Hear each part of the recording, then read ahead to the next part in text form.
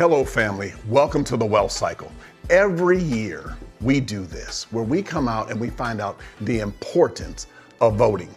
We started talking about something called propositions. And this is something that I didn't know until I actually did some research. That when you do a proposition, you're actually changing. The voters have the ability to make changes to actual state legislation. So that's something that we can actually do by having the power to vote and understanding that power in voting. Meaning that some of us just vote for the president, but we actually want to vote all the way down, the mayor and also city council, because those differences actually help in determining your quality of life. In the area of education, also in the area of housing, affordable housing, and then the environment. We're going to be covering all those topics. And I always thought we're going to educate you and we're going to go old school on you. Before, when I grew up, they used to have something called Schoolhouse Rock. And there was this bill, and he was sitting on Capitol Hill. And he started off as an idea, and then he became a bill, and then he had to run around and actually be passed into law. So we want to understand the difference that you can make in the community. And today I have two people with me, and we're going to be able to share this with you, and we want you to share it with your family. Are you ready? Ready, set, vote. Hey family, give me a high five. I bet you there's 5 people that you can think of that you can share this with. We want to make it easy for you to ask a question. Just put it right there in the chat. We may not be able to answer all the questions, but we'll do our very best. Hey family, Pastor George here, ready for another exciting episode of the Wealth Cycle. I know you guys are saying, Pastor George, you always say you're excited, but guess what? With us today, we have with us Erin Wiley. She's an actress. She's a political blogger. She's an author and also a speaker. Erin, I'm glad you're with us. And then guess what, everybody? She's in person, actually. Believe it or not, we've done so many of these things where I know we're like this on the screen, but look at that. Look, she's actually right here. Erin, welcome to the studios. How are you doing? Thank you. I'm so happy to be here, so ready to talk about all these propositions and issues that are coming up and to talk about the good stuff. You know, how we need to be informed and how we need to make balanced decisions and just get all the facts. So, yeah. Right. You know, I love being here with you. You guys, so you guys know this also. She is literally just the biggest, I want to add one more title to it, advocate and also intercessor. So she's done so much research for you. So we're going to be able to share that today. And then also another co-pilot we got here also. And then you got Crystal over here. And you know her from the last couple episodes. But if you guys watch this, blink your eyes and open them again. She doesn't save you some money. You know, we just done that on the other ones. But also you see also the area that Crystal also has and the passion also in the community and serving. And we want to make sure that you have really good information. So we want to share that with you. And we want to walk through a lot of the propositions. And also you heard me say earlier that these propositions and these things, they actually affect change actually in the state constitution. And there's certain things that you can have that actually have an effect. And if you remember from our previous shows or things that we talked about with housing and everything, you guys remember that?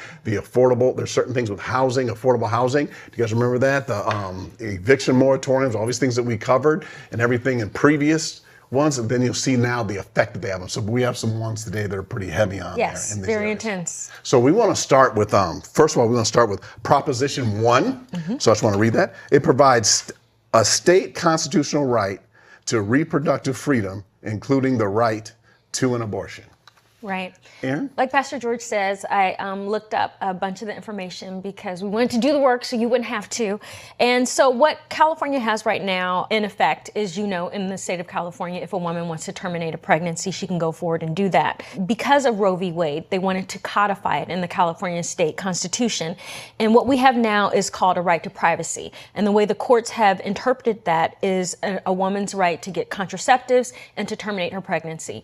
What they want to do now is to put it in the Constitution that she absolutely has a right, rather than just saying she has a right to privacy, which is a right to choose and not disclose, that she also has the written right to terminate a pregnancy if this is what she chooses to do along with her doctor. Right. So it's not necessarily changing any laws in the state of California.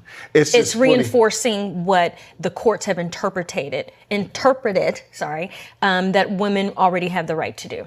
Right. So that means if someone votes, if they vote yes, then they're just saying they're just making it more private. Yes. If they vote yes, they're saying we want to put this in the Constitution. We want it not to have to be interpreted why can't I say Gotcha. interpreted by the courts, that that the courts don't have to interpret it. It's right there saying a woman has a right to terminate. Right now, the courts are saying that based on the right to privacy, but people want it in the state constitution saying, you don't have to interpret this for us. It's already here. A woman can do this. So that's what a yes vote would mean, that we would put it in the state constitution. A no vote would mean that things stay just the way they are, which means a woman still has that right based on the right to privacy. So people are scared because of Roe v. Wade, and they want to make certain in writing that every woman has this option. Right. Yeah. So I want to introduce something too that, and I believe you said Bishop talked about it too. And this is just my personal journey with this issue, which is this, because I don't feel like I fit in the pro-choice or the pro-life group, because each of them for me as a Christian and as a believer falls short. And so there's a new movement called the whole life movement. And it's basically about what you said that Bishop says, when we care about life from the womb to the grave. And so when you start believing in instituting policy like universal pre-K, that shows we care about life. When there's an injustice where, the police are being unfairly treating a certain community or unfairly profiling, we care about that life too. When we talk about paid maternal leave, we care about that life too. So some of us, don't fit either one of those groups because we see the disparity in both. And so there's a new movement, and I'm just sharing, that's called the whole life movement. And what did you say that Bishop said it? Gotcha. So just so to clarify what Bishop said in doing it is that when we had a series where it was about with George Floyd, it was just that talking about that to care about people's lives also when they're adult and also when they're older. Yes. So I'm doing that. Yes, and so that's basically what the whole life movement is about. All right, gotcha. Cool. Anything else you want to add to that, Crystal, as far as Proposition 1? Yes, it's just imperative that we get out and we vote, and we need to take into consideration our own personal beliefs, and we're giving you facts and we're telling you what the proposition says at this point in time. But I still would like to see you guys actually go and look and see the data that falls behind some of this, and women's right to choose in general. And we have choices to make, and law will decide whether or not we're doing it legally or illegally. So take that into consideration. Right. And then also talk to people about that as well. Let's first talk about that. All right, let's go to Proposition 26. Proposition 26. Okay, Proposition 26. Legalize sports betting in American Indian gaming casinos and licensed racetracks in California. Can you read Prop 27 too? Because I'd like to juxtapose. Cool. So, hey, we'll talk about 27 because they kind of go hand in hand. So we'll do that. Legalize mobile sports betting and dictates revenue to the California Solutions to Homeless and Mental Health Support Account and the Tribal Economic Development Account. So that's 26 and 27. It's about sports betting. I'm going to let you, first of all, you're going to give also some information that you found about that. Then I'd like to also just give a little information I have about that and then my opinion. Right.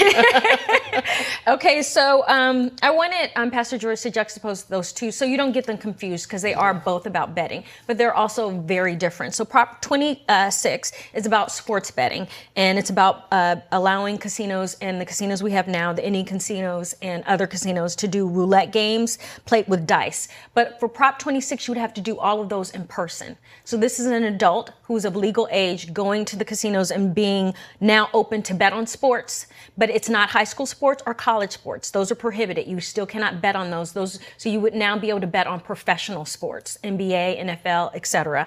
And Prop 27 is, of course, online betting, to where you then are able to now bet from the comfort of your own home. The problem, or the issue I take with Prop 27 is that it allows people to bet from the comfort of their own home, but then it also wants to add or to use some of the money gained to address problems that this proposition actually creates. It wants to address problems of gambling addiction, and they want to also get a policing regulatory unit. Because when you allow for online betting, that means children or anybody with access to a mobile device or a smartphone can then bet. So now you're creating an atmosphere where people can get addicted to gambling at large and that now need policing. My thought is, why don't we not do this so then we don't need to make a thing for people who get addicted to gambling or a policing unit? That said, the mobile online betting would create a host of problems. I'm not saying, you may disagree with gambling. I don't gamble. I don't find it interesting. That said, the Prop 26 would make you have to vote or gamble in person. And you would have to be of legal age, and you couldn't vote on college or high school sports. Prop 27 allows online betting that anyone could do and have access to, and then we need to get all of these other entities and organizations involved to stop gambling addiction and police it more. Right, but this, the challenge, and that's why I want to have a conversation about this is, and I, by the way, I did a good job listening, didn't I? You did. But see, this is the thing. But who's sponsoring the 27 let's is talk about that. So who's really sponsoring all of the ones that are doing the mobile betting is all the FanDuels, these big large corporations that are doing all the sports betting now. Mm-hmm. So this is what the challenge is. They're already doing it. So with kids and all the things that are happening, they're already doing it. This is just, I guess, a way of California seeing how they can either profit from it or doing it because people can kind of do it. That's why when they have these things. Mm-hmm, so they're just trying to have the state, and then they also saying now about solutions for homelessness and then the mental health, which these are issues. So we're just seeing how much revenue is actually going to go to that. But either way, they can already do it. So now what they're doing is saying, since they're already doing it, will this help out with, how much will this help out with homelessness? And how much is going to be regulated? And how much can this happen? Because they're already doing this. Crystal, anything you want to add? I wanted to say, what Crystal said before, follow the money. Yeah. Right. Because when you see who's behind a certain thing and where they're promising to put certain funds, but like I said, they're still going to have to use those funds because they know it's going to, and we're talking about Prop 27, create an atmosphere of addiction and an atmosphere of illegal use of it. And I just like you guys both said, that's me in everything I look at when it comes to changing laws and propositions and all. Who is sponsoring it? Whose name is behind it? It is imperative that you look at those things. And a lot of times we just don't take the time to do that. And so this platform is great, so we're doing it for you. But even if we're not there, because we're being broadcast across the country. So if you're in a different state, you guys might have different propositions. Mm-hmm. So you need to really look at who the sponsoring of that bill is, who's paying for those ads. And when you look at that, you see how it's beneficial to them as to why they are sponsoring it. So take some time to look and see who is sponsoring it. Follow the money is what I say, and you'll find out why. And you'll also determine a lot of times whether or not it's beneficial for your community. Right. And, you hit a really big point. I think, Erin, I think this is also important that you said is also, you may not just be in California. One of the things we also want to do is also encourage people across the country to have conversations with their families about these things. Because if you really look at these, especially these gambling ones, even the next ones we're gonna hit, it's like they're opening up a little hole and then it just gets bigger. Like they're saying, Erin, you did a good job of reading them, but you kind of said gingerly, they can play Pie Guy, they can play these games. So then if that passes, then you can rest assured that it's gonna open up more and more and more to have more gambling. As far as the sports betting is happening, they're just saying, hey, it's legal in California, so hey, it can be legal in other states, and it's the same thing that happens. So that's why it's so important that you take the time to vote and also understand and then also share it with your family members. Like if you found out information that is correct, it is correct and viable, that you also share that. Because I'm going to say this. Say that again. I have to say this. I was going to say this at the end, but I'm going to say it right now. I went over to pray with someone that was ill, and there was commercials running. And they were literally Prop 29, which we're about to hit next. And there's a lot of money behind that one. And then also there's a lot of ones for 31 saying, Yes on this, no on this, yes on this, no on this. And then they're showing ads and they're literally the same music in the background, the same thing. But we have to make sure that they're understanding what's going on. Yes. So that's why you want to have an opportunity to do that. So you want to find valid and correct information. And then also your vote is your voice. So that's why you want to utilize that. Mm-hmm. Anything else about this before we go on to, which is Prop 28, education? Education. Let's go with education. Right. Okay, so education. It requires funding K through 12 for art and music education. Mm-hmm. Erin, I'm gonna let you start, and then I'm gonna come back and talk to you about that and sports and why that ain't paying back. Okay. Go ahead. I got a proposition. Okay, so the great thing about California, and I'm sure you know this because you're the money man, is that our general fund is at a surplus right now. So this proposition won't cost the voters. We're not going to be taxed for it. Currently, 60% of children in public schools are from low-income families. And so what that means... Can you repeat that again? What, 60%? 60% of children in public schools are from low-income families. So usually that means that both parents are working or a single parent is working and maybe they don't have the money to give kids to do extracurricular activities like a host of things, dance, music lessons, art classes, all of those things. So the state wants to increase funding by 1%, so it's not even a lot, but to allow K through 12 to have these classes. When I grew up, these classes were, and I guess we're telling our age now, but when I grew up, these classes were electives and we could freely take them. And so when I found out when they were, removing them from the schools, that really hurt my heart because I think that it broadens a child's intellect and experience and everything to, learn about the arts, especially somebody who is in the arts. So I think this is necessary for our children. I think this is great. That's just my opinion. We're not giving opinions, but I will say this, it does not cost the taxpayers, and the benefit to children when they expand their minds and learn about different things. And even if they're not going into the arts, it just does something to your soul to learn to express yourself in that way. Right. And we look at our budget, the surplus is over $100 million. Yeah.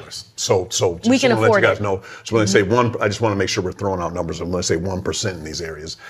So that's why we want you to look at if you're going to vote for that. But then also want to even go further down the road and say about impact is that we now also want to follow this. Like, in other words, like this is something that the whole education system should be looked at just I'm going to say in the state of California, and then also I didn't grow up in California, so I just want to say this. We all had to play an instrument. Like, you came in there saying this, and boom, I was on the saxophone. Then boom, I said, let me get the so you move around. But the reason why these things help, because I just want everybody to know I'm a pastor, I'm moving to sports next, is this helps people learn and grow. When you learn how to play music, it helps you be able to do certain things, to be able to operate in other areas. Like, you understand, just like the same, I'm going to say it with sports.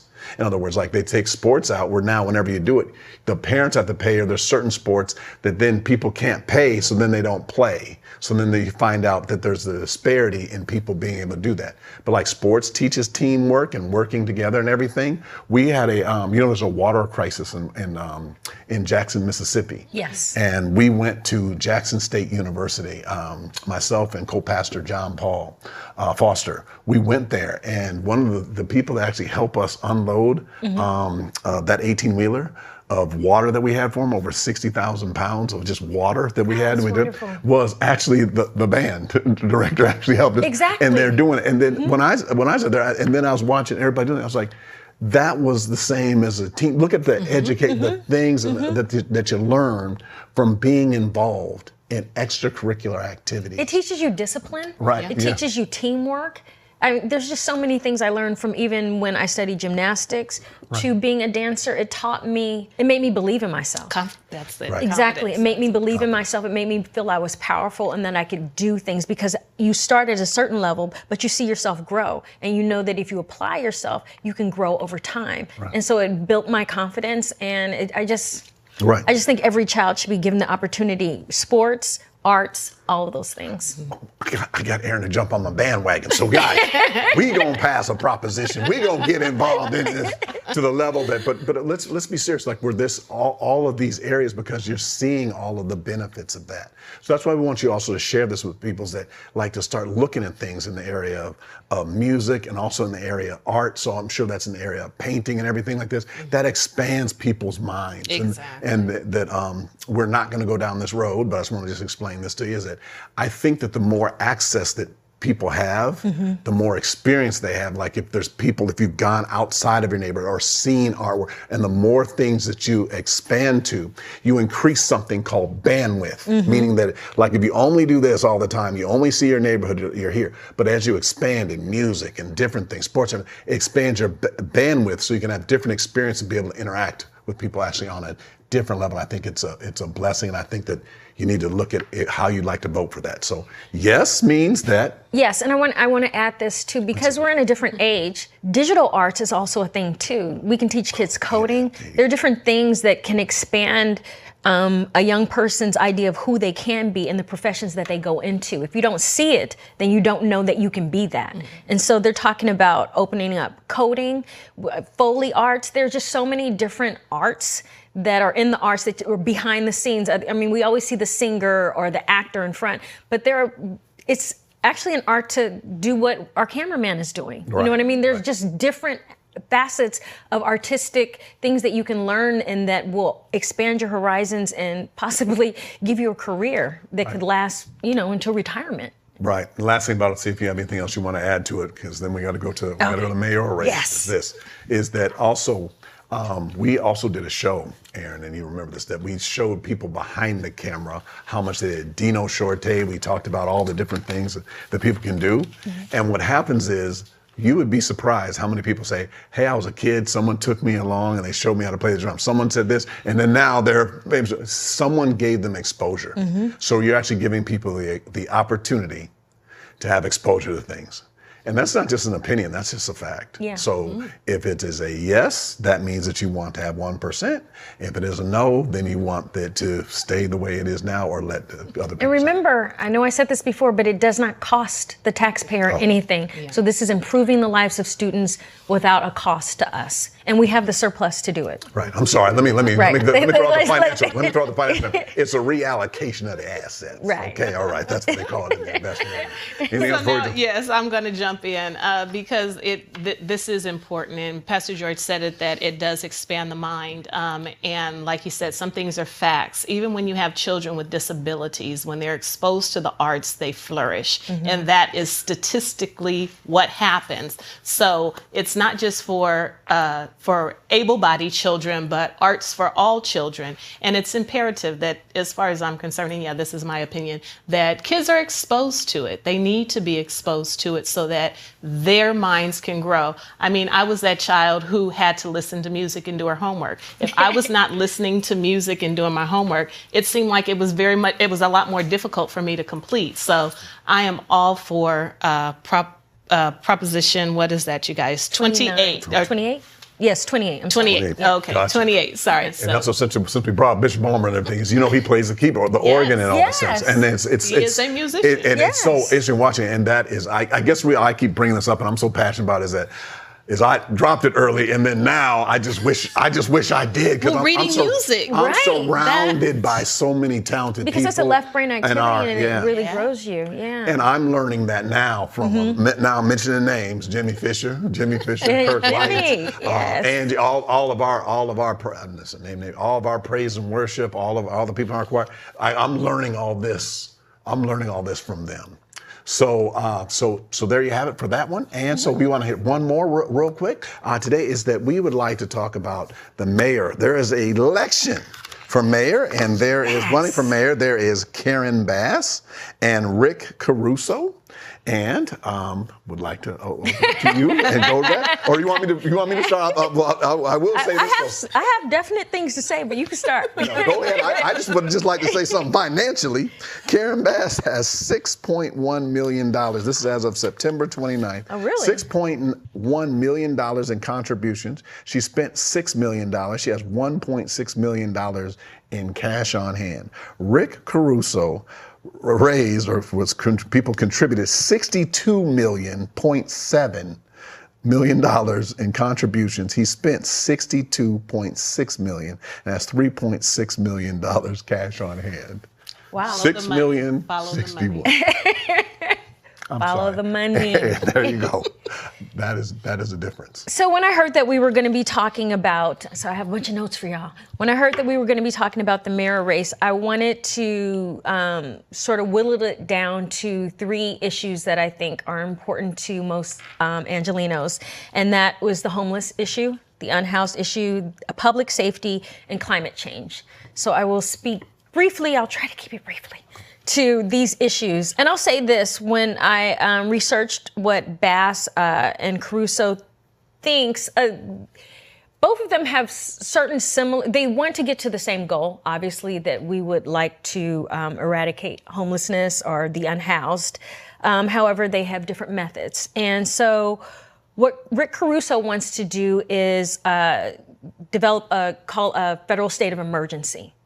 And so when you do that, you can bypass certain city councils and then put everything on the mayor's office. And then he would institute different things. He wants to, like I said, recognize the bureaucracy, cause to declare a state of emergency.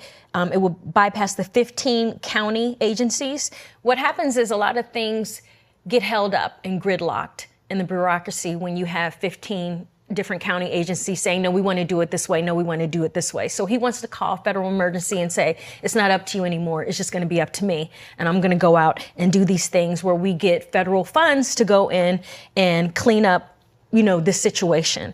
So he wants to create a public health department instead of deferring things to the county.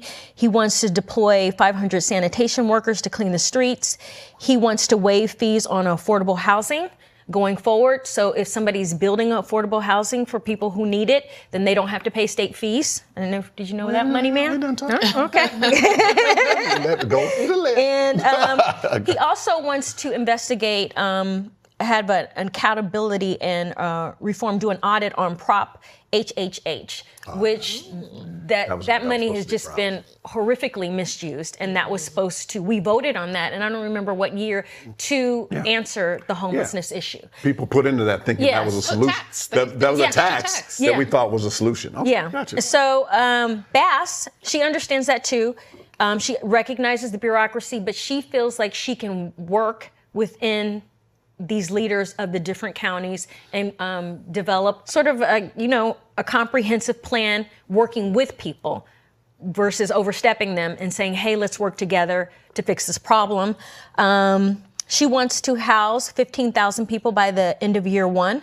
She wants to create a homelessness chief that answers to her directly, who would be over this problem. So like women, I noticed that, I found it very interesting, the male and female aspect of this. Women come in and we want to delegate and get the best person in charge. Men come in sometimes like a bull in a china shop and like, no, we get rid of all of this. So Bass wants to obviously to hold accountable Prop HHH. She wants to work with the federal government by having housing vouchers for those who need it.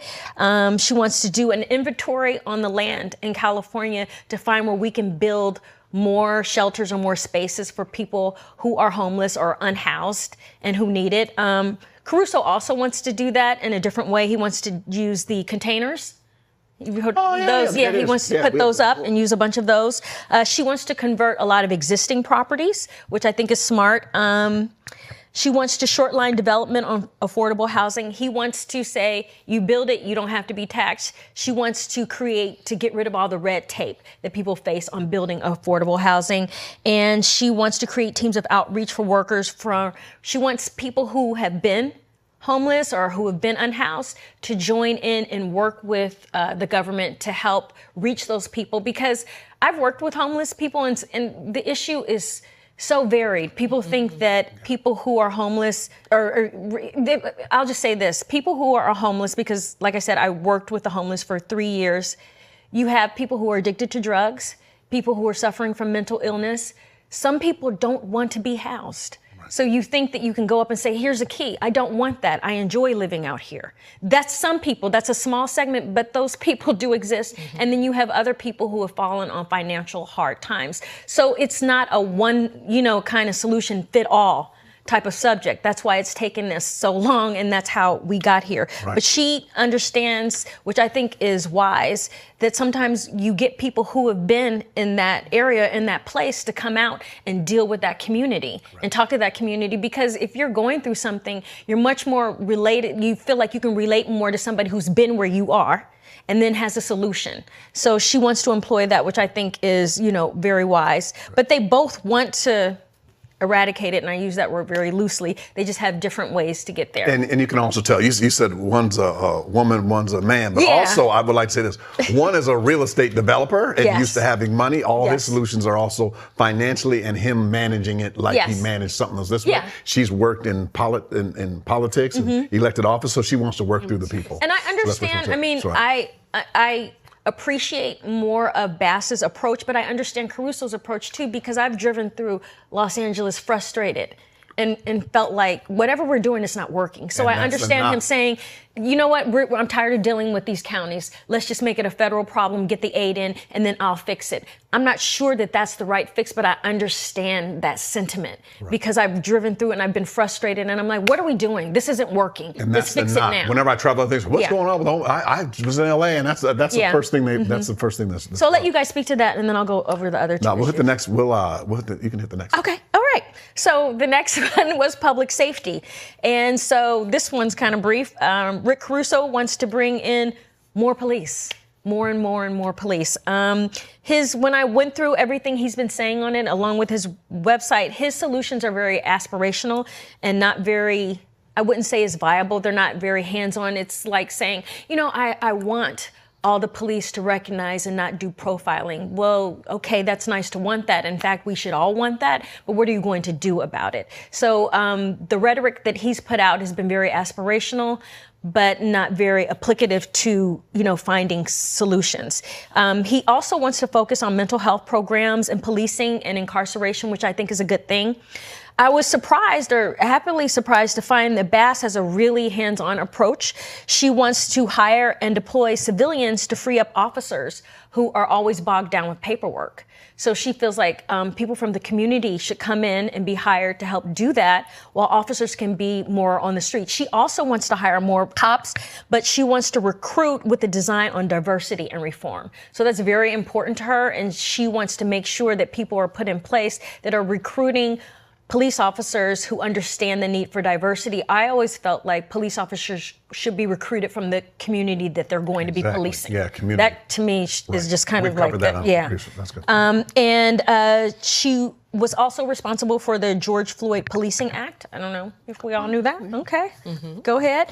And she wants to educate on red flag laws to curtail gun violence. So she has, like I said, more plans in place. It's not just aspirational. It's more applicable to the situation at hand. And I was actually surprised. I thought Rick would have, but he just wants more police and not a set plan the way that's working. Plan. And that I think she's seen a lot of this and seen this in the communities. And I'm going to throw this in there just because, though, and she founded the Community Coalition, who is in the who's in South Central. So she had 10 toes down, digging in and saw for herself what worked and what didn't. Yeah. And Love we that talked to her about about that. She's very passionate about that in that area. And finally, climate change. Rick Caruso supports infrastructure, which is very important, very, very important.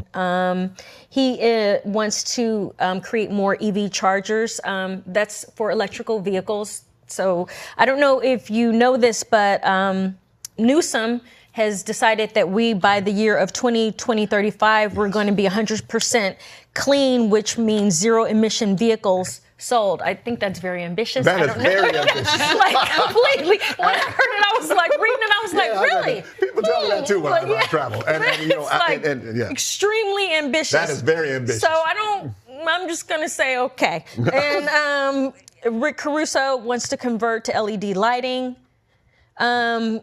He wants to do water reclamation and reuse, which, as you said, we have a water issue. And he wants to expand the transit system and develop state-of-the-art recycling facilities. I think those are all good things, but they're very kind of polite things to do to me, which is to something that is a much bigger problem. I mean, we're running out of water here. Yeah, we haven't had rainfall. There's a lot of issues. It's good to hear. The Colorado River is, it's bad. Bass supports Newsom's 100% clean power by 2035. So again, very ambitious. She wants to expand walking, biking, and transit. So they both want to expand transit. Bass also wants to clean up our ports, clean up airport emissions, appoint an environmental health board, which I think is great, and train for green jobs, which is necessary. Good. I think those are really good plans, especially the green jobs being putting the people together that are, and we've talked about this before, even with DWP and also with Southern California Edison, of having people work solar, doing things with jobs and doing things and making California in the area more environmental and in doing it. And it's good to see that they also have plans in those areas. Yeah, there's the last thing, which, and I'm not sure you may have known about this, Crystal. She wants to change dark surfaces because, dark surfaces hold more heat. So I actually saw a documentary on this where we changed the roads and surfaces in garage and playgrounds to where they're cooler for the kids to play, for people to park, and for cars to drive on, and when pedestrians are out. So I think that's a really smart, applicable thing to do, because we're getting hotter. Yes. Anything else you want to add before we conclude? No, I'm fine. Good.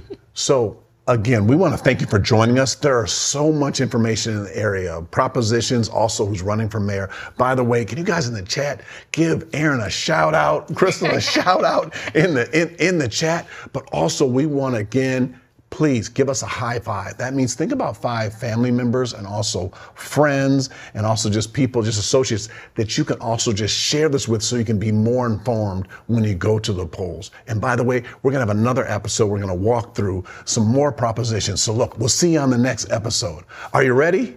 Ready, set, vote.